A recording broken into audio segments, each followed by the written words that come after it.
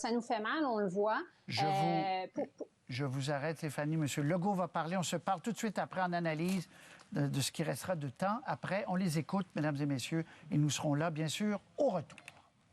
Oui, bonsoir tout le monde. Bien, comme vous le voyez depuis quelques jours, le Québec est frappé très fort par le variant Omicron, comme beaucoup d'autres endroits dans le monde. Et seulement depuis une semaine, on est passé de 2700 cas à 6300 cas hier. Et aujourd'hui, on devrait avoir à peu près 9000 cas. Donc, il y a vraiment une augmentation là, qui est comme exponentielle. Et on pense, les spécialistes pensent qu'on va avoir un impact sur les hospitalisations. Déjà, depuis une semaine, on est passé de 309 hospitalisations à 445. Et donc, on pense que dans les prochains jours, il va y avoir quand même une bonne augmentation des hospitalisations. C'est ça qui reste notre objectif le plus important depuis le début. Donc, ce qu'on veut, c'est que ça ne déborde pas dans les hôpitaux, qu'on soit capable de continuer à soigner tout le monde, que ce soit les patients COVID ou les patients, que je dirais, entre guillemets, réguliers. Et c'est pour ça qu'on arrive avec des nouvelles mesures aujourd'hui. D'abord, on demande à tout le monde, à partir de dimanche qui vient, donc à partir du 26 décembre, de limiter le nombre de personnes dans les résidences privées à 6 ou 2 bulles familiales. Et on demande la même chose aux restaurants, c'est-à-dire qu'à chaque table dans les restaurants, à partir de dimanche, ça sera maximum 6 personnes ou 2 bulles, donc 2 familles qui pourront seulement être là. Ça veut dire que d'ici samedi, on laisse les gens qui veulent absolument se rencontrer à 10 de le faire. Par contre, j'invite tous les Québécois qui sont capables de reporter ces fêtes de le faire. Et aussi, encore là, on vous le demande, d'avoir seulement un souper, une soirée, donc le 24 ou le 25 décembre, par exemple, mais pas les 2 soirs. Mais le plus important, c'est important que tout le monde comprenne ça, le plus important, ce sont les personnes de 60 ans et plus. Faut qu'on regarde les chiffres, là, et puis on voit tout de suite 70% des personnes qui sont à l'hôpital pour la COVID ont 60 ans et plus. 70%. Ça veut dire que c'est vraiment ces personnes-là qui sont à risque d'hospitalisation et surtout les personnes qui n'ont pas encore eu la chance d'avoir leur 3e dose avec le variant Omicron sont vraiment à risque. Donc, l'idéal, évidemment, pour les personnes de 60 ans et plus, je vais peut-être demander d'enlever ça devant. Oui, d'enlever tout ça. Bon, parfait. Je voyais toutes sortes de textes déroulés, là, puis ça me mélangeait. Donc, je m'excuse. Je reviens donc aux personnes de 60 ans. Le plus important, c'est vraiment les personnes de 60 ans qui sont les plus vulnérables. Et là, c'est une question de jugement. L'idéal, évidemment, c'est de rester à la maison. Parce que, je le rappelle, là, le virus s'attrape juste en contact de d'autres personnes. Donc, si vous restez chez vous, il n'y a aucun risque. Bon, si vous tenez absolument à aller dans une réunion familiale ou une réunion d'amis, bien là, il faut que vous sachiez qu'il y a un risque, d'abord. Puis si vous êtes prêt à prendre ce risque-là, bien, il y a 4 façons de minimiser le risque. Premièrement, évidemment, réduire le nombre de personnes. Deuxièmement, porter un masque. Troisièmement, garder une distance de 2 mètres avec les autres personnes. Et quatrièmement, régulièrement, ouvrir au moins une fenêtre dans la maison pour aérer l'endroit. Donc, si vous y tenez vraiment, là, les personnes de 60 ans, mais je le répète, c'est là qu'on a 70% des hospitalisations. Évidemment, ça ne veut pas dire qu'il n'y a pas des risques chez les personnes de moins de 60 ans. Il y en a quand même 30 de nos hospitalisations. Donc, ces personnes-là aussi doivent faire des efforts. Puis quand je demande de faire des efforts, c'est surtout pour le personnel soignant. Ça fait 22 mois que nos travailleurs, travailleuses de la santé sont au front. Évidemment, beaucoup de gens fatigués ne sont pas non plus exempts de l'attraper, le virus. C'est important de dire, là, on parlait du personnel soignant qui a attrapé le virus. La majorité, ils l'ont attrapé soit de leurs enfants ou de leurs amis, comme tous les Québécois. Donc, il faut effectivement être très, très, très prudent. Tout le monde doit faire sa part pour qu'on soit capable de continuer à soigner tout le monde. C'est pour ça qu'on a pris des décisions dures depuis 22 mois. Je vous le rappelle, le Québec a toujours été un des endroits au monde, sûrement en Amérique du Nord, où on a les consignes les plus sévères. Puis, évidemment, on le fait beaucoup et d'abord pour le personnel de la santé, là, qui est vraiment très taxé depuis 22 mois. Bon, l'autre chose qui est importante aussi, ça a l'air d'une évidence, là, mais dès que vous avez des symptômes, c'est important de rester à la maison, s'isoler. Maintenant, pour ce qui est des tests, le docteur Arruda, je vais lui donner la parole après. Il faut comprendre, là, dès qu'on reçoit des tests rapides, des autotests rapides du gouvernement fédéral, on les livre aux pharmacies qui les livrent. Évidemment, on n'a pas assez de tests rapides pour tout le monde actuellement. C'est pour ça qu'on a dit, pour l'instant, c'est important que ces tests-là soient réservés aux personnes qui ont des symptômes. Et puis, c'est important aussi que les personnes qui font la file pour aller avoir un vrai test, là, ce qu'on appelle un test PCR, bien, aussi que ce soit les personnes symptomatiques. Puis évidemment, vous allez comprendre qu'en passant de 2-3 000 cas à 9 000 cas, bien évidemment, il y a beaucoup plus de gens. Et hier, on a eu 50 000 prélèvements. On est vraiment à des niveaux records, mais comme à peu près partout, bien, le nombre de personnes pour dépister est limité. On veut aussi accélérer la vaccination et les tests rapides, bien, éventuellement, on pense, j'entendais le premier ministre du Canada dire aujourd'hui qu'il va nous en envoyer d'autres. Dès qu'on va les recevoir, on va les envoyer dans les pharmacies. Donc, éventuellement, ça pourra être une précaution qu'on prendra. Mais pour l'instant, c'est important que ce soit le test rapide ou le test PCR, de le faire seulement si on a des symptômes. Bon, ce qui est important aussi, je sais encore là que des personnes qui sont allées chercher une dose, 2 doses, puis que là, ils sont un peu tannés, puis qui se disent, est-ce que je dois vraiment aller chercher la 3e dose? Oui. Il y a vraiment une grosse différence de risque entre les personnes qui ont 2 doses et les personnes qui ont 3 doses. Donc, il faut aller chercher sa 3e dose. Actuellement, les personnes de 65 ans et plus peuvent le faire dès maintenant. Puis les personnes de 60 à 64 ans vont pouvoir commencer à prendre rendez-vous là, dès lundi qui vient, le 27 décembre. Donc, allez-y, c'est important pour votre précaution. Bon, je parlais tantôt de la vaccination.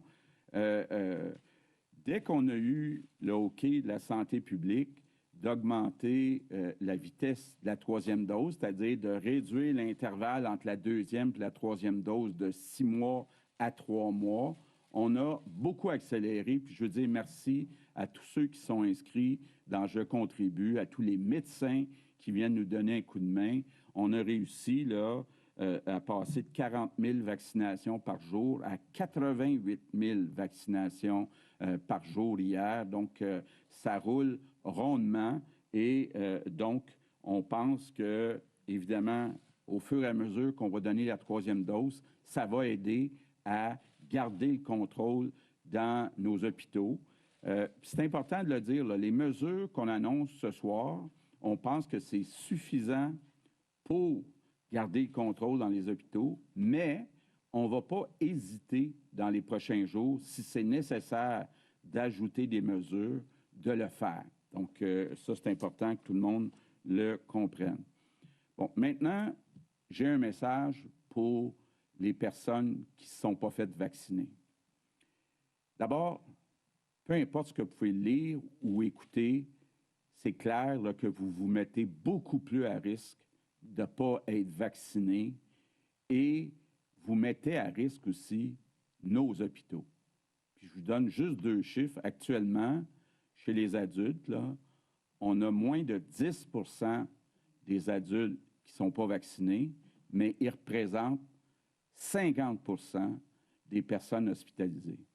Ça veut dire que si on n'avait pas les non-vaccinés, qui sont même pas 10 au Québec, on réduirait de moitié nos hospitalisations. Donc, c'est très grave, là, puis peu importe la raison pourquoi vous ne voulez pas aller vous faire vacciner, moi, je vous le demande, là, si vous ne le faites pas pour vous, faites-le pour les autres, mais restez à la maison parce qu'il y a un risque, un plus grand risque, que vous vous retrouviez à l'hôpital, que vous veniez engorger nos hôpitaux, puis empêcher peut-être éventuellement, puis on ne le souhaite pas, là, des personnes de pouvoir recevoir des soins urgents. Puis évidemment, on va vous parler un peu de délestage. Donc, les non-vaccinés, là, je vous le demande, pour le Québec, pour les autres, restez, s'il vous plaît, chez vous, si vous ne voulez pas vous faire vacciner.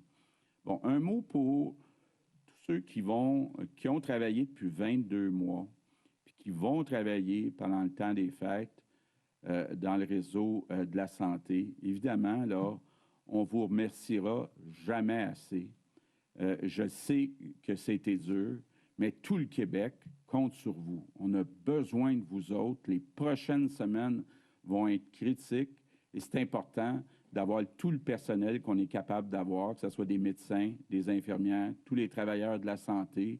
Bien, c'est important, là, pour passer au travers, que vous fassiez encore un effort, puis je le sais qu'on vous en a déjà demandé beaucoup. Donc, en terminant, je veux dire aux Québécois, on passe, puis on va passer dans les prochaines semaines une très dure épreuve. Mais ce n'est pas la première fois que notre peuple fait face à une grande épreuve et on a toujours réussi à serrer les coudes puis être capable d'avoir une grande cohésion sociale entre nous. Bien, moi, je suis confiant à cause de ça qu'on va être capable, comme peuple, de passer au travers cette grande épreuve, mais dans les prochains jours, on va avoir besoin les uns des autres. Ce ne sera pas un beau Noël pour tout le monde. Donc, c'est important d'aider les autres. Appelez les personnes qui sont seules et prenez soin les uns des autres. Je compte sur vous. Merci beaucoup. Sur ce, je passe la parole au docteur Arruda qui va vous parler des tests de dépistage. Merci, Monsieur le Premier ministre, Monsieur le ministre. Je voulais prendre un instant pour revenir sur le dépistage et l'utilisation des tests de dépistage rapide à la maison. Je tiens à vous dire que demain, il va y avoir un briefing technique aussi, là, où les journalistes vont être invités pour pouvoir poser toutes leurs questions sur les différentes situations. Il y a toutes sortes, une série d'infographies qui va être rendue disponible pour la population, là, pour qu'ils sachent quoi faire comme tel. Vous savez, on connaît quasiment tous actuellement quelqu'un qui a attrapé la COVID-19 autour de nous. Donc, il y a vraiment un nombre de cas qui augmente de façon exponentielle depuis quelques jours. Et ça nous a amené à revoir notre stratégie de dépistage. Les capacités de dépistage au Québec ont quand même grandement évolué. On se souvient qu'en septembre 2020, on avait environ 15 000 tests de possibles par jour. Actuellement, notre capacité est autour de 50 000 tests par jour, mais actuellement, avec la quantité de cas qu'il y a, on doit avoir une certaine approche qui va permettre d'utiliser de façon la plus efficiente possible nos tests. On est en pleine capacité déjà actuellement, comme je le disais. Puis dans ce contexte, les tests de laboratoire devraient être réservés aux personnes, comme me le disait le premier ministre tantôt, qui ont des symptômes qui s'apparentent à la COVID-19. Ça, c'est de la fièvre, de la toux ou un mal de gorge ou une perte de goût et de l'odorat. Donc, Dorénavant, il faut vraiment se présenter dans les cliniques de dépistage si vous êtes dans l'une ou l'autre des catégories suivantes.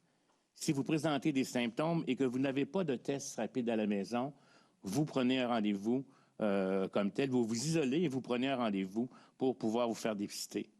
Si vous avez des symptômes et que vous passez un test rapide à la maison et que le résultat est positif, vous vous isolez, puis vous pouvez aller passer un test dans un centre de dépistage pour confirmer si c'est accessible pour vous comme tel, mais vous pouvez aussi seulement vous fier sur le test rapide et rester à la maison pour éviter la transmission, donc vous vous isolez. Si vous avez été en contact avec quelqu'un qui a la COVID-19, on vous demande de vous isoler pendant 10 jours et de vous présenter dans une clinique de dépistage uniquement si vous développez des symptômes de la COVID-19. Vous surveillez l'apparition des symptômes d'abord et en cas de symptômes, vous vous présenterez dans une clinique de dépistage. À nouveau, il est fortement recommandé de prendre rendez-vous afin de limiter les risques de transmission aux autres et actuellement aussi d'éviter de se retrouver dans des files parce qu'avec un rendez-vous, on va avoir plus de fluidité. Cette nouvelle orientation va permettre de prioriser les personnes qui sont les plus susceptibles d'être positives à la COVID-19 et d'accélérer le processus pour tous. D'ailleurs, dorénavant, les résultats de tests de dépistage positifs vont vous être communiqués par courriel à tous ceux qui l'auront consenti. Les personnes infectées auront plus rapidement une confirmation et pourront à ce moment-là informer plus rapidement leurs contacts significatifs. Vous comprenez qu'avec plus de 9000 cas, les équipes de santé publique ne peuvent plus retracer tous les cas et les contacts. Donc, on vous demande, si vous avez été symptomatique avec un test positif, la collaboration de tous pour aviser les personnes avec qui vous avez été en contact depuis l'apparition des premiers symptômes. Et rapidement, je insiste sur le fait qu'il est préférable d'utiliser les autotests à bon escient, soit pour les personnes qui présentent des symptômes. Ce n'est pas utile actuellement de gaspiller un test juste pour vérifier son fonctionnement. J'aimerais maintenant aussi peut-être vous parler de l'importante chose, une des choses les plus importantes qui est la vaccination et la fameuse dose de rappel. Il faut comprendre une accélération de la dose de rappel va se faire au cours des prochaines semaines. On a déjà vu au cours des derniers jours une accélération importante. Selon les arrivages, les personnes se verront offrir le vaccin de Pfizer ou Moderna. Je rappelle que ce sont 2 vaccins à ARN messager. Ils ont un fonctionnement et une composition semblables. Ils sont considérés comme interchangeables. Recevoir un vaccin différent de ceux qu'on a reçus, la première ou la deuxième dose, est sécuritaire. Donc, vous pouvez avoir reçu un Pfizer, on vous donne un Moderna, c'est tout à fait correct. Les livraisons de Pfizer seront sans doute limitées au cours des prochaines semaines, mais si on vous offre un vaccin Moderna, n'hésitez pas surtout à aller le prendre dans le contexte actuel. La dose de rappel va vous protéger vu qu'il y a énormément de circulation et on va tout faire pour accélérer l'accès au rendez-vous. Et en terminant également, je voudrais faire un appel au sens civique. Dans les derniers jours, des incidents se sont produits dans les cliniques de dépistage ou de vaccination et auprès de nos pharmacies. On comprend le stress, on comprend l'inquiétude, mais il faut rester civilisés les uns avec les autres. On comprend que la situation peut représenter un stress pour plusieurs, mais le personnel est là pour nous aider et on doit le traiter avec respect et courtoisie. Finalement, je vais en ajouter une autre, si vous me permettez. Je pense que vous voyez là, jusqu'à quel point il y a de la circulation actuellement de COVID-19. Je pense que plus on se rend compte, plus on sort de nos bulles connues, plus on s'expose à un risque. Et donc, si vous pouvez diminuer vos contacts, même dans le temps des fêtes de Noël et les prochains soupers, là, je vous invite fortement à le faire, de ne garder que les éléments les plus essentiels. Merci, Dr. Arruda. On va passer à l'anglais avec M. Legault. Yes. Good evening, everyone. Alors, pour reprendre les mots du Dr. Arruda, si on regarde Sébastien Bovet, ce qui est de plus essentiel dans le point de presse, ça se résume assez rapidement. Finalement, pour Noël, on ne change rien. On demande aux gens de reporter, si possible, bien sûr, d'être le plus prudent possible. On demande aux non-vaccinés de rester à la maison. Mais c'est à partir de dimanche, comme vous le disiez, Sébastien, que là, on dit 6 ou 2 bulles. Il n'y a pas de jour de l'an à 10 ou à 15. Oui, puis on verra quelle est l'explication de François Legault et d'Horacio Arruda pour permettre quelque chose le 24-25 et réduire les rassemblements à partir du 26. Qu'est-ce qu'il y a de différent en 48 heures? Probablement que la réponse sera une question de santé mentale, de permettre donc aux gens de se rassembler.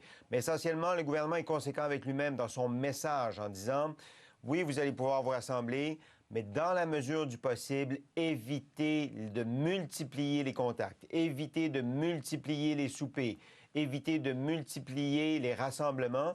On vous donne des balises, mais gérez-vous selon le degré de risque que vous êtes capable de prendre et faites attention aux personnes de plus de 60 ans. Michel et Stéphanie, je me fais l'avocat du diable, mais tout ça avait été dit pas mal longuement et expliqué dans les autres points de presse. Ce qui est vraiment nouveau, brut nouveau, c'est le 6 personnes à compter de dimanche, Michel. C'est pas un détail, mais disons qu'il n'y a pas de révolution, là. Il n'y a pas de révolution, le gouvernement ne voit pas de raison d'en faire une non plus. M. Legault, malgré tout, a l'air de dire on va être capable de passer au travers dans les hôpitaux si on suit les consignes et qu'il n'y a pas une déferlante du nouveau variant. Là. Mais si on suit les consignes, qu'on limite... l'appel, finalement, c'est de dire on n'abolit pas Noël, mais on va laisser faire le jour de l'an cette année. Et d'autre part, si vous faites 2 soupers, faites-en donc juste un. C'est ça le message là, pour ce qui est des rassemblements familiaux. On verra jusqu'à quel point ce sera écouté. Mais je pense qu'il était difficile aussi pour le gouvernement de dire, écoutez, la situation est à ce point critique qu'on ne peut pas faire de rassemblement. On va écouter les périodes de questions, puis on revient ensemble tout de suite. Une sous-question par journaliste au micro 1, Annie Guillemette, Cogeco Nouvelles. Bonsoir à vous tous.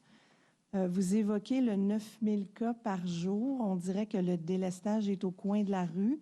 On va faire ça comment? Est-ce qu'on va profiter des, entre guillemets, fermetures du temps des fêtes pour prolonger? On va prendre ça par quel bout? Je vais commencer. Premièrement, on va essayer de minimiser le délestage le plus possible. Ça, je pense qu'il faut rassurer les gens, mais avec le nombre de cas qu'on a ces jours-ci, la grande inconnue, je dois vous dire, c'est quel est le taux de sévérité d'Omicron. Vous allez voir dans les simulations là, qui ont été faites par nos experts, c'est la plus grande variable, c'est la plus grande inconnue que l'on a en ce moment de savoir est-ce qu'on va avoir le même impact sur nos hospitalisations, plus grand ou plus petit. On souhaite tous que ça soit plus petit. On a eu des veilles internationales dans les derniers jours de nos experts qui nous ont montré que dans certains pays où le taux de vaccination est comparable avec le nôtre, le nombre d'hospitalisations et la longueur pouvaient être plus intéressantes. Mais encore une fois, il faut prévoir tous les scénarios.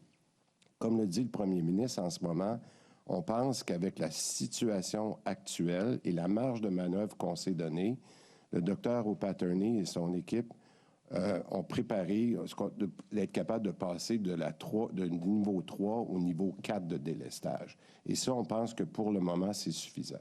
Si jamais on a besoin de faire plus, on fera plus. Mais c'est ça qu'on suit et c'est pour ça qu'on est très transparent dans les données, notamment de l'INES qui ont été publiées aujourd'hui. Je ne sais pas à quelle heure ils ont sorti exactement, mais c'est ça qui va être notre plus grande variable dans les prochains jours à suivre. Vous avez parlé du traçage. Est-ce qu'on doit comprendre qu'on n'a plus les moyens d'en faire, que c'est devenu trop compliqué et qu'on remet dans les mains des personnes contaminées la responsabilité d'appeler leurs contacts seulement? Je peux peut-être commencer là-dessus, puis le Dr Arruda complétera. La raison pour laquelle on a, premièrement, vous l'avez bien dit, on n'est plus capable de faire le traçage de la même façon qu'on le faisait avant. Puis on l'a vu là, depuis quelques semaines, particulièrement avec Montréal. Dr Drouin a montré que les effectifs étaient peut-être mieux placés ailleurs. Et comme on a beaucoup de monde qui est dans le traçage, puis qu'en ce moment, on est rendu à presque 80% d'Omicron, je pense que le personnel serait peut-être mieux à la vaccination. Alors, c'est ça qu'on est en train de faire parce qu'on se dit, quand on est rendu à 80 ou à 90%, je pense qu'on sait qu'on va avoir les pieds au nombre de 9000 cas. Et c'est pour ça qu'on demande aux gens, puis je vais laisser le docteur Arruda compléter, mais on demande aux gens, quand on les appelle, de dire, s'il vous plaît, informez ceux que vous avez vus dans les dernières heures ou derniers jours, informez-les vous-même. Nous, ça nous permet de replacer le personnel ailleurs, notamment dans la vaccination. On savait qu'on allait en arriver à ça. Il faut comprendre qu'on s'en va aussi de plus en plus vers un nouveau paradigme d'autogestion de la maladie. Là. Puis, à un moment donné, quand un variant comme le Omicron, qui est excessivement transmissible, de par le temps que la personne ait des symptômes, qu'elle passe un test, qu'on reçoive le résultat, elle a déjà contaminé toute une série de personnes. Et donc, on n'a pas la même efficacité pour empêcher ou contenir la transmission. Et à ce moment-là, on passe beaucoup plus vers des mesures d'autogestion, d'auto-enseignement et d'auto-prise en charge, ainsi que, je vous dirais, là, ajouter des tests de dépistage qui vont s'associer à ça. C'était déjà prévu, cette transition-là. On savait qu'on allait arriver à ça. L'enjeu, c'est qu'avec le Omicron, on y arrive encore plus vite comme tel, parce que ces énergies-là ne sont pas efficaces. On est mieux de les placer là où on va avoir des gains, notamment. C'est sûr qu'il y a certains milieux, certaines éclosions qui vont être encore regardées, là, mais ça ne sert à rien. La situation, le virus est beaucoup trop plus rapide que ce qu'on est capable de faire en termes de traçage. Merci, Dr. Arruda. Nous allons passer au micro 2. Henri Ouellet-Vézina, La Presse. Oui, bonjour à vous trois. Peut-être en suivi là-dessus, M. Arruda, au sujet du dépistage. Là, vous parlez d'autogestion, mais s'il y a des gens, finalement, qui ne se plient pas à vos nouvelles directives, est-ce qu'on va envisager des mesures plus fortes? Est-ce qu'on pourrait aller, je ne sais pas moi, modérer l'accès au centre en fonction de la situation de chacun? Finalement, là, si les fils ne diminuent pas avec les nouvelles directives que vous donnez, qu'est-ce qu'on va faire pour rétablir la situation? Bon. On a l'impression qu'avec, si on demande aux gens seulement symptomatiques de venir se présenter, on va diminuer la pression déjà d'une bonne proportion des gens qui font des tests actuellement. Il y a des gens asymptomatiques actuellement qui font des tests juste parce qu'ils veulent aller à un party ou d'autres choses. On en a de ça. Puis ça, je pense que c'est pas une bonne utilisation. Ça ne sert pas à la personne parce qu'elle peut être aussi dangereuse, etc. Fait qu'on va abaisser cela. Mais vous comprendrez que tout, comme on va faire, c'est on va s'ajuster en fonction des indicateurs. Comme le dit notre premier ministre, si on se rend compte qu'on est en train de perdre le contrôle, on va être obligé d'ajouter des mesures supplémentaires. Et c'est pour ça que j'invite les Québécois pour nous éviter d'aller à des mesures supplémentaires ou beaucoup plus drastiques, comme on a déjà connu, de diminuer leur contact. Le temps qu'on passe à travers ce pic-là, puis qu'on ne mette pas en péril notre système de soins. Donc, je pense que chacun maintenant là, qui veut, puis je sais qu'il y a toujours des personnes qui ne respecteront pas, mais la meilleure chose qu'on peut se faire, c'est de se faire donner une 3e dose pour ceux qui sont rendus là et de diminuer nos contacts. Et d'utiliser la distanciation, le port du masque. En suivi, peut-être une question sur la santé mentale. Vous le savez, les mesures que vous annoncez aujourd'hui, les mesures que vous avez annoncées lundi, dans les derniers jours, ça crée beaucoup de stress, ça crée de l'isolement. Donc, ma question, c'est, ça va être quoi quelles mesures concrètes ou accessibles on peut mettre en place pour soutenir les Québécois sur le plan psychologique, au-delà, par exemple, du 8-1-1, ou encore de dire, comme vous l'avez dit, M. Legault, de prendre soin les uns des autres. C'est quoi les mesures concrètes qu'on peut mettre de votre côté? Bien, mon collègue Lionel Carman a augmenté les ressources, notamment téléphoniques par la ligne 811. On est capable de répondre très, très rapidement. Là, je sais qu'il y a beaucoup de gens qu'on appelle, qui appellent présentement, mais on a mis tout en place pour être capable de donner le service le plus rapide à ceux qui appellent en ce moment. Et deuxièmement, je pense qu'on est conscient, puis c'est ce que le premier ministre a dit, prenons conscience de ceux qui sont seuls, puis juste de les appeler.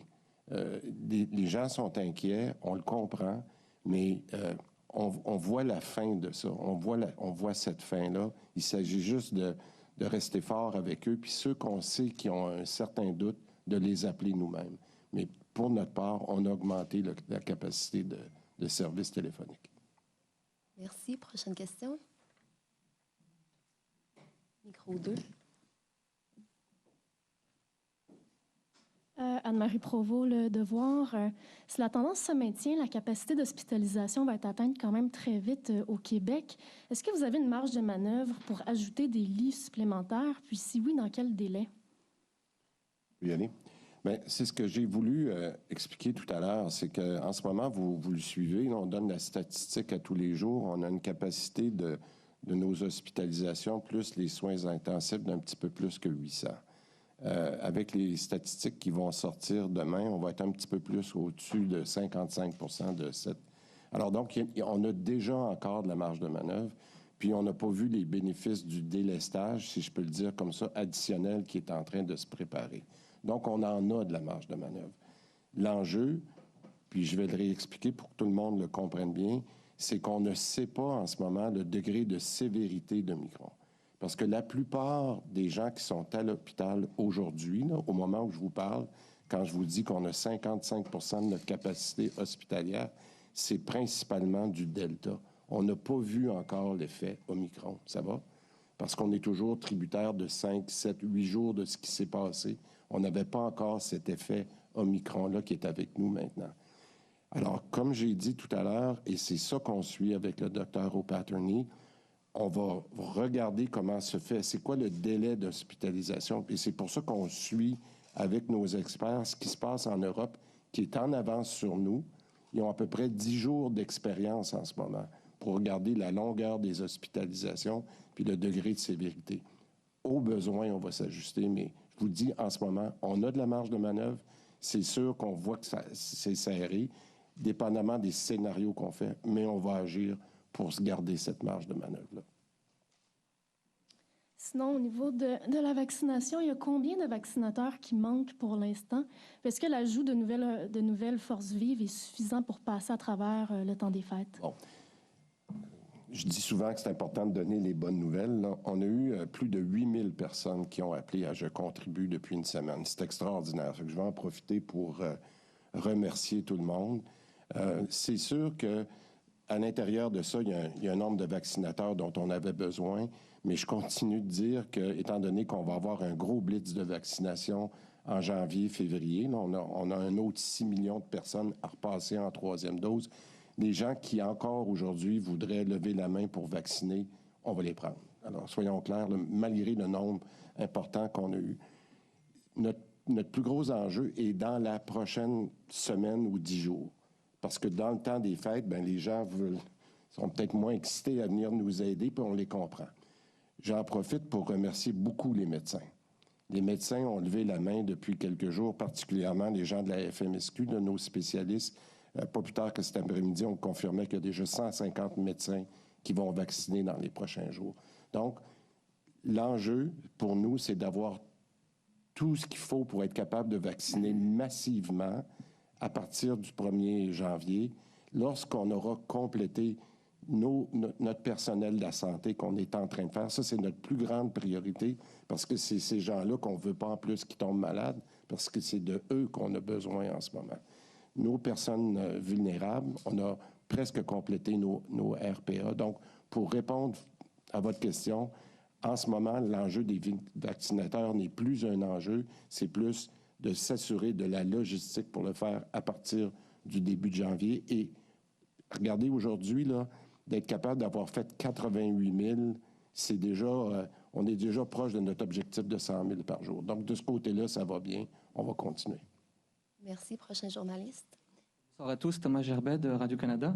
Vous l'avez dit, les adultes non vaccinés, c'est 50% des lits d'hospitalisation dédiés à la COVID qu'ils occupent, alors qu'ils ne sont que 10% de la population. Mais ces gens-là, vous n'avez pas voulu être plus dur avec eux en leur imposant la vaccination obligatoire. En revanche, vous imposez la fermeture au cinéma, aux salles de spectacle qui ont très peu d'éclosions. Vous imposez les restrictions à des Québécois qui ont suivi vos demandes, qui ont reçu leurs 2 doses, leurs 3 doses. Vous imposez des mesures semblables aux plus vulnérables et aux plus jeunes qui ne sont pas très malades, sauf rare exception. Alors pourquoi, par exemple, ne pas confiner uniquement les plus vulnérables? Ils le sont déjà. Et puis pourquoi ne pas imposer la vaccination obligatoire? Bien, écoutez, je pense que je dirais simplement aujourd'hui que s'il faut aller là, on ira là. En ce moment, on n'est pas là. J'aimerais ça aussi dire qu'on a fait beaucoup, les Québécois ont fait énormément du côté de la vaccination. Ça fait que je pense qu'il faut respecter aussi tout ce qui a été fait par les Québécois. Maintenant, si on avait besoin d'aller plus loin, puis c'est ce qu'on a discuté, on le fera. Mais aujourd'hui, dans les circonstances, on est capable de passer au travers.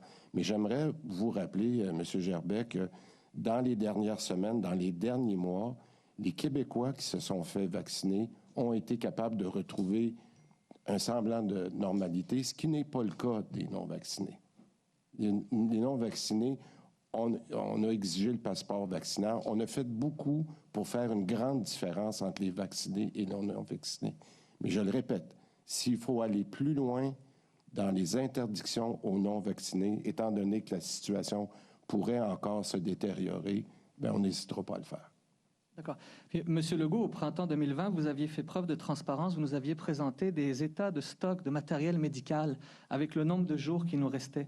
Là, on entend vaccin Pfizer, on n'en aura peut-être pas autant qu'on voulait, les tests. Alors, j'aimerais savoir, les vaccins Pfizer, il nous en reste pour combien de jours?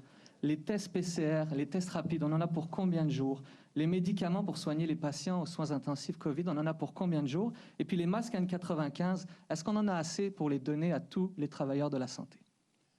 Bon, écoutez, vous avez plusieurs questions. Là. Je pense que je vais vous dire, premièrement, on va être transparent, très transparent. Au niveau de Pfizer, la bonne nouvelle, c'est qu'on est en discussion avec le fédéral. Puis j'en ai reparlé avec Daniel Paré pas plus tard que ce matin. On a ce qu'il faut pour vacciner. La bonne nouvelle, puis c'est pour ça que le docteur Arruda a rassuré tout le monde, si jamais on manquait dans les prochaines semaines, je ne l'ai pas dit que c'est ça, mais on a quand même énormément de flexibilité avec Moderna. Le total de Moderna et de Pfizer fait qu'on ne manquera pas de vaccins. On a demandé à nos homologues fédéraux de nous assurer que le plus rapidement possible, on va avoir d'autres Pfizer qui vont nous arriver. Mais je pense que je veux rassurer les Québécois, on ne manquera pas de vaccins et même en augmentant la capacité que l'on fait. Maintenant, sur le reste du matériel dont vous demandez, bien, c'est la même chose. C'est sûr qu'on va être capable d'avoir le nombre de matériel qu'on veut.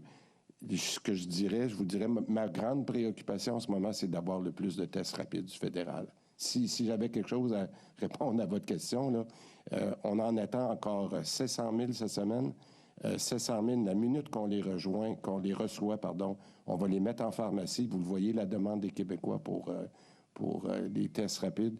Alors, à ce moment-là, on va continuer à travailler très fort avec le fédéral pour qu'il augmente la livraison des tests rapides. Puis je dirais même, on est en train d'essayer de considérer d'autres alternatives pour être sûr qu'on a le plus de tests rapides possible. Puis, bon, je veux être très clair, M. Gerbet, là, il n'y a pas d'enjeu actuellement là, où il manque d'équipement, quel qu'il soit. Ce qui nous manque, c'est des tests rapides. Puis M. Trudeau a annoncé aujourd'hui qu'il va nous en envoyer plus. Donc, il n'y a pas d'enjeu, là. Puis, depuis le début, on a été transparent. S'il y avait un enjeu où il manque d'équipement, voilà, je le dirais aux Québécois. Donc, j'ai été complètement transparent, M. Gerbet, depuis le début, puis je vais continuer de l'être. Est-ce que je peux rajouter, oui, M. le Premier ministre, je veux en profiter, là. Nos pharmaciens font un travail extraordinaire. Puis c'est pour ça, tout à l'heure, quand Dr Arruda a parlé aux gens je sais que c'est pas facile en ce moment, on aimerait en avoir plus de tests rapides, là, mais les pharmaciens font un boulot extraordinaire. Ils viennent de finir l'influenza. Ils ont passé aux tests rapides. Ils nous aident dans la vaccination. Plus de 5000 vaccins ont été donnés par les pharmaciens hier. Tout de suite après avoir laissé l'influenza, je veux les saluer parce qu'ils nous donnent un moyen coup de main en ce moment, durant une période où on a plus de misère à avoir des vaccinateurs. Alors, j'apprécie beaucoup le travail qu'ils ont fait. Nous allons maintenant poursuivre avec... Il n'y a pas d'enjeu. Nous allons maintenant poursuivre avec nos journalistes francophones via la plateforme web en débutant par Claudie Côté, TVA Nouvelles. Bonsoir à vous trois. Je vais continuer sur le matériel, si vous me le permettez. J'aimerais savoir si on est en train d'instaurer des mesures dans les hôpitaux pour protéger le personnel hospitalier, par exemple leur fournir des N95, le retour des ondes chaudes ou des ondes froides. Qu'est-ce qu'on fait là, pour préserver le réseau et le personnel en ce moment? Bien, écoutez, moi, je vous dirais, là, autant pour les milieux de vie, là, ce qu'on appelle nos milieux de vie, entre autres nos CHSLD, nos RPA, nos ressources intermédiaires, on suit la situation de très, très proche parce que où on a besoin de s'assurer, puis je veux rassurer tout le monde, là, c'est important, on n'est pas du tout dans le niveau où on était à la première vague, malgré l'augmentation des cas. Et lorsqu'on a des cas, on est encore très transparent. On envoie des équipes pour s'assurer qu'on a toute la bonne information. Parce que vous rappelez-vous de la première vague, ce qui nous manquait, c'était de l'information. Et là, on a cette information-là. Donc, dans les milieux de vie, il n'y a pas d'enjeu. Du côté des hôpitaux, donc des milieux de soins, on a eu des éclosions aussi minimes. Puis c'est pour ça, malheureusement, qu'on a dû restreindre les visiteurs. On a limité les visiteurs aux proches aidants parce que l'enjeu ne vient pas de l'intérieur, l'enjeu vient d'une contamination communautaire qui est amenée par les gens qui l'attrapent et qui malheureusement, et je le dis, là, j'ai beaucoup d'empathie pour les gens qui nous disent pourquoi je ne peux pas aller voir mes parents ou à l'hôpital. Mais écoutez, vous voyez la vitesse à laquelle se répand le virus, donc il a fallu limiter les entrées dans les hôpitaux. Merci. Maintenant, vous faites le pari qu'on va probablement atteindre la capacité hospitalière, mais qu'on devrait s'en sortir, possiblement à cause du plan de délestage. Alors, on en est où dans le plan de délestage? Qu'est-ce que vous dites aux Québécois qui sont en attente d'une chirurgie en ce moment? Est-ce qu'ils doivent s'attendre à ce que leur chirurgie soit reportée dans les prochains jours? Alors ça, c'est... je vais vous répondre. Ce qu'on essaye de minimiser, là, c'est d'ailleurs pour ça que je parlais encore à Dr. O'Patterney puis au PDG cet après-midi. Ce qu'il faut éviter pour nous, c'est de délester des opérations qu'on dit urgentes. Il n'y aura aucun délestage d'opérations qui sont dites urgentes. Ce qu'il faut être capable de voir, c'est qu'est-ce qu'on peut reporter. Il n'y a jamais rien d'agréable à reporter des opérations, même non urgentes, mais c'est là-dessus qu'on se fixe des objectifs, d'essayer de minimiser le délestage. Mais il y a des Québécois au cours des prochains jours, prochaines semaines, qui vont se faire appeler pour retarder des chirurgies. Je vais être très transparent avec les gens. En ce moment, il faut mettre l'effort sur la vaccination pour protéger nos 60 ans et plus. Et c'est ça qu'on travaille en ce moment. Merci. Je cède maintenant la parole à M. Vincent Larin, Journal de Québec, Journal de Montréal. Oui, bonsoir, messieurs. Concernant le choix que vous faites de limiter les rassemblements à partir du 26 décembre seulement, c'est le troisième point de presse que vous organisez en moins d'une semaine pour resserrer les mesures. C'est une situation qui évolue extrêmement rapidement, dans laquelle il y a beaucoup d'éléments incertains, notamment variant Omicron. Est-ce qu'on n'aurait pas dû immédiatement réduire au plus possible les contacts, convaincre les Québécois de ne pas sortir? Qu'est-ce qui a fait pencher la balance dans ce cas-ci? Bien, il y a deux choses. Premièrement, on a bougé beaucoup depuis une semaine. On est passé de 20 à 10 et là, on passe à 6. Alors, mais oublions les chiffres. On a dit clairement aux Québécois aussi que c'était un maximum, puis qu'il fallait se fier au jugement des gens. Il faut aussi comprendre que les Québécois vaccinés, les gens qui sont fait vacciner, qui ont fait tous les sacrifices, ont le droit à avoir un peu de bonheur dans les prochains jours. Et ça, je pense que pour moi, l'adhésion sociale, quand on en a parlé avec le premier ministre, c'est vraiment important. Alors, les Québécois, ils sont responsables. La grande majorité des Québécois a été excessivement responsables et c'est ce qu'on pense qu'on fait au cours des prochains jours. Mais je le dis, le premier ministre le dit, après le 26, il y aura peut-être d'autres décisions qui seront prises, mais en ce moment, essayons de fêter un beau Noël avec un nombre le plus restreint possible, étant donné les circonstances. Suivi donc, concernant, parce que là, vous nous annoncez des mesures qui entrent en vigueur le 26 décembre. Il n'y a pas de date de la fin pour ces mesures-là. Est-ce que vous êtes capable de donner un indicatif, peut-être à partir duquel on saura que ce sera possible de desserrer les mesures? Puis de... Bien, écoutez, je pense que j'apprécie beaucoup votre question, mais je vais vous répondre qu'en ce moment, on ne le sait pas, pour être très, très transparent. Par contre, ce que vous pouvez suivre avec nous, c'est à quelle mesure les Québécois vont respecter les conditions. Au cours des prochains jours, là, ce qu'il faut voir, c'est comment évolue la situation dans nos hôpitaux. On a été très transparent. Vous avez toutes les statistiques pour le suivre avec nous. J'aimerais ça qu'on voit, malgré la hausse des cas, comment on est capable de contrôler nos hôpitaux. Alors, l'effort qu'on demande aux Québécois en ce moment, c'est de limiter le nombre de contacts avec les mesures d'hier, celles d'avant-hier, celle d'aujourd'hui. On pense qu'on peut baisser le nombre de contacts de façon importante. On espère que ça va être suffisant et c'est ça qu'on demande aux Québécois, de baisser le plus possible le nombre de contacts. Maintenant, au tour de Simon Bourassa, nouveau. Oui, bonjour messieurs. Je voulais savoir si vous avez envisagé ou vous envisagez toujours le retour aux zones de couleur, là, parce qu'il y a encore des disparités régionales, évidemment, dans le nombre de cas. Donc, est-ce que passer le 26, c'est encore une option, c'est de limiter les déplacements interrégionaux au Québec? Pour le moment, non, parce que je pense que la situation est tellement critique dans l'ensemble du Québec. Je pense que vous allez trouver que je me répète ou que je radote. On focus tellement sur la vaccination en ce moment que je voudrais qu'on soit capable Mais peut-être que Dr Arruda, vous pouvez compléter là-dessus. Là. Bien, je pense qu'une des choses qu'il faut retenir, c'est de diminuer les contacts. C'est sûr que les déplacements interrégionaux, là, surtout si on va dans une zone, dans le Nunavik, où il n'y a pas trop de cas actuellement, là, c'est plus risqué. D'ailleurs, il va y avoir des contrôles dans les avions, etc. Fait que dans le fond, là, on ne peut pas dire quand est-ce que ça va arrêter. Est-ce qu'on va revenir à des paliers rouges?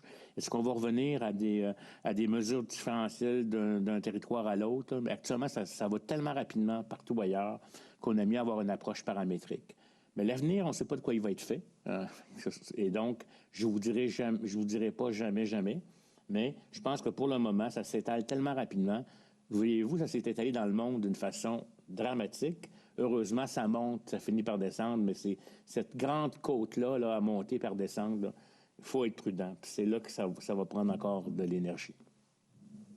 Merci. Monsieur le Premier ministre, on en est où dans les demandes qui ont été faites, par exemple, au gouvernement fédéral pour l'aide de l'armée canadienne et aussi auprès de la Croix-Rouge? Je sais qu'il y a des discussions depuis quelques jours, mais on en est où dans ces discussions-là présentement? Bien, on a eu un OK de la Croix-Rouge, mais on n'a pas encore le nombre de personnes. Puis pour ce qui est de l'armée, au mieux, là, on parlerait de quelques dizaines de personnes. Donc, on s'organise là, sans l'armée.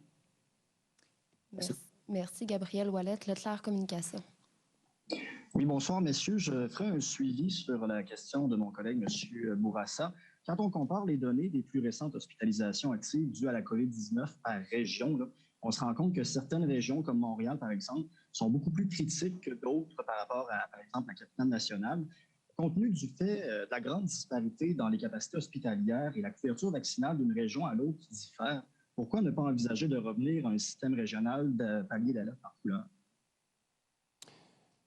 Bien, il y a plusieurs composantes à votre question. Je vais commencer par la disparité régionale de vaccination. C'est sûr que des régions comme Montréal, comme l'Estrie, comme la Montérégie, qui ont un taux de positivité qui est beaucoup plus élevé. Puis ça, on peut le penser, plus vous avez des régions qui sont denses en termes de population, bien que le taux de positivité est plus élevé. Donc, en ce moment, et vous allez voir que je me répète, et c'est pour ça qu'en ce moment, notre focus est sur la vaccination. La moyenne du taux de positivité qu'on avait là, en date d'hier est à peu près un petit peu en bas de 15 14,8 je crois, et peut monter en Estrie jusqu'à 21-22 C'est pour vous montrer là, la différence. Donc, avant de regarder du côté des hôpitaux, je pense qu'il est important de bien clarifier le taux de positivité. Maintenant, sur les hôpitaux, jusqu'à maintenant, il y a peut-être l'Estrie qui est un peu plus serré que les autres, et on a fait en Estrie des déplacements vers d'autres régions, entre autres vers la Mauricie, centre du Québec, pour être capable de pallier lorsque on se rapprochait trop de notre zone maximum. Mais encore une fois, la meilleure façon d'éviter des surcharges dans certaines régions au niveau des hospitalisations, c'est de suivre très près la vaccination. Et ça, en ce moment, Daniel Paré et son équipe font un boulot fantastique. D'accord. Alors voilà l'essentiel de ce point de presse, mesdames et messieurs, qui se résume assez facilement. Sébastien, Michel, Stéphanie, 6 personnes, pas plus, à compter de dimanche. Donc, après le 24 et le 25, Noël, 2 bulles, 6 personnes ou 2 bulles. Ça, c'est ce qu'on a changé. On prend un tour de vis supplémentaires. Question intéressante de Thomas Gerbet qui a dit, parce qu'on sait que les cinémas, ça avait été annoncé la semaine dernière, les cinémas sont fermés, les bars sont fermés, les restaurants, c'est que de 17h à 22h. Thomas a demandé, mais est-ce qu'on ne devrait pas inverser et obliger la vaccination pour les récalcitrants, pour ceux qui ne veulent pas se faire vacciner, et donc donner un peu plus de liberté? Je souligne que ça ne se fait pas. Il y a des projets en Allemagne pour le mois de février, mais dans un pays, bon, il y a le Tadjikistan qui le fait, mais à part ça, il n'y en a pas vraiment d'autres. Sébastien, le ministre a quand même dit, c'est pas exclu, là, la vaccination obligatoire, mais disons qu'il ne voulait pas fermer la porte, mais c'est pas à court terme quelque chose qui est envisagé, là. Avec l'urgence sanitaire, le gouvernement a le pouvoir de le faire, mais c'est très délicat d'imposer la vaccination obligatoire. Il reste quand même une certaine liberté pour ceux qui ne veulent pas être vaccinés. J'ai l'impression qu'il a plus ouvert la porte sur de nouvelles restrictions qui pourraient faire en sorte que les non-vaccinés aient plus de difficultés à accéder à certains endroits peut-être au Québec. Donc, plus de privilèges pour les vaccinés, moins de privilèges pour les non-vaccinés. C'est peut-être plus ça vers quoi on s'enligne. Bon, Michel, pour ce qui est des annonces, on revient à l'annonce du 6.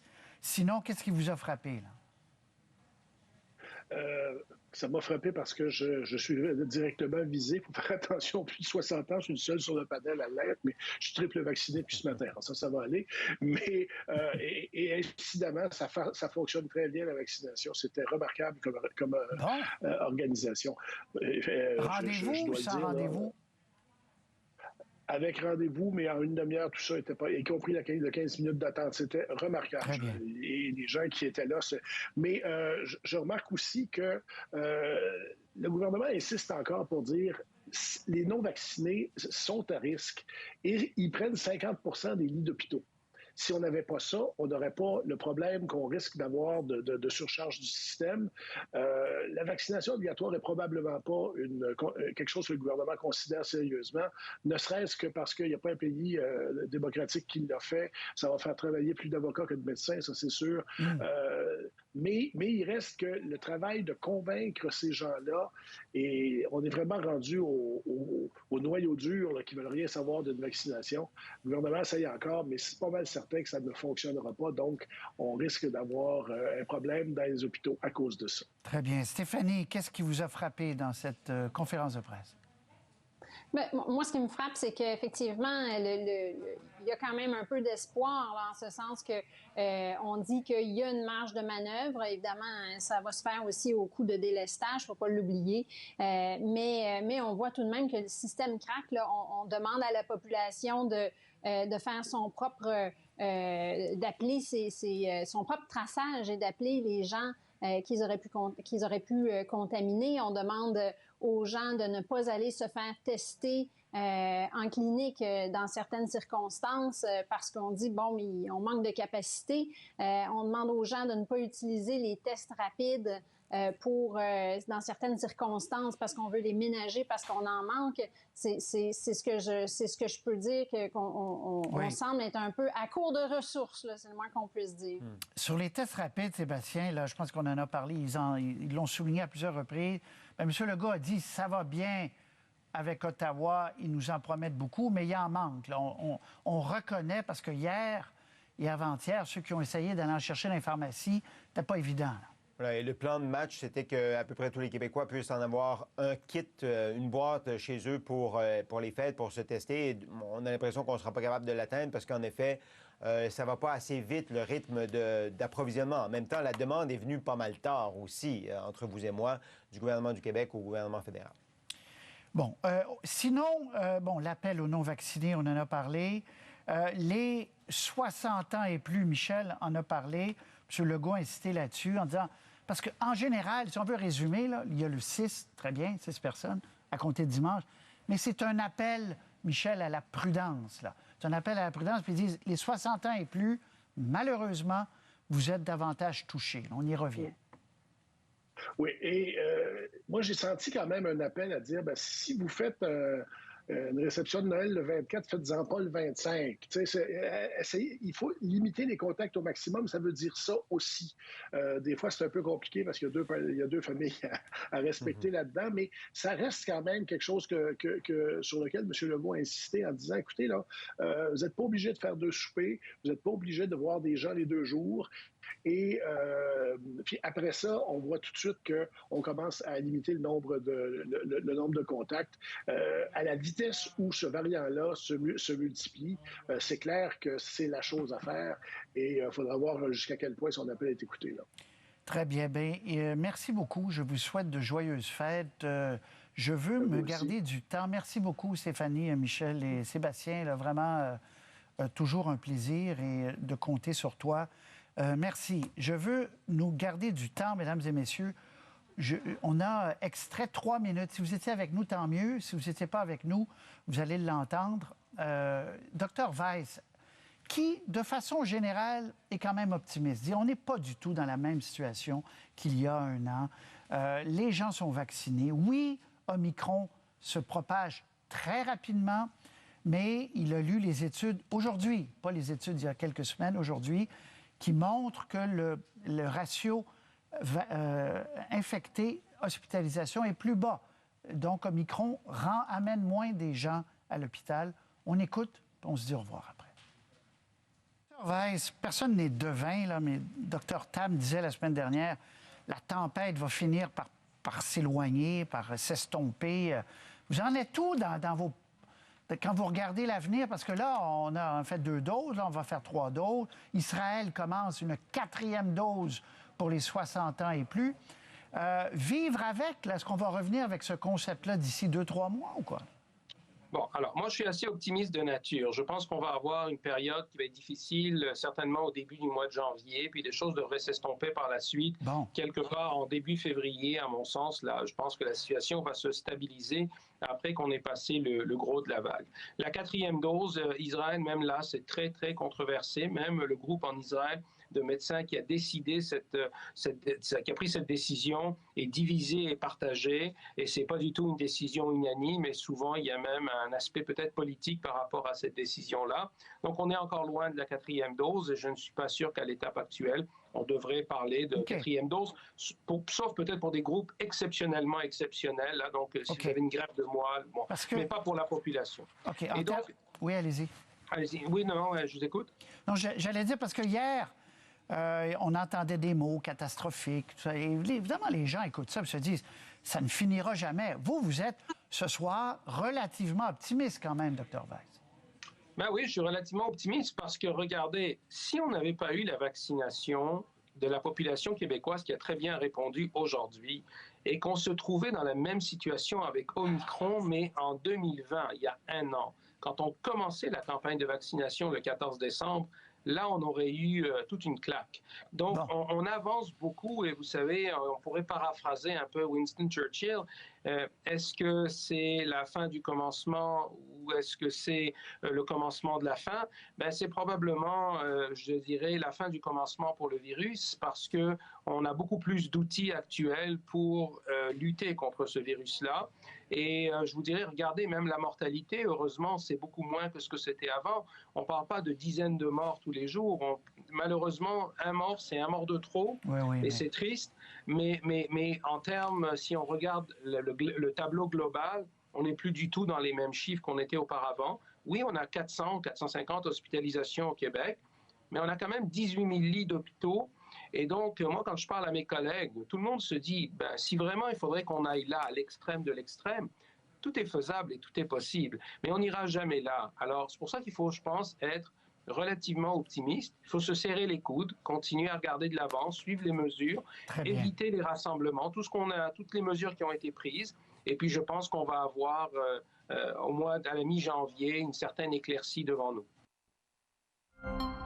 Une certaine éclaircie au mois de janvier, c'est Dr Weiss qui le dit, donc prudence, mais pas de panique, dit-il au nom de toute l'équipe. Mesdames et messieurs, merci d'avoir été avec nous. Je vous souhaite, malgré tout ça, de très belles fêtes. On est quand même mieux armés qu'il y a 1 an. Bonne soirée.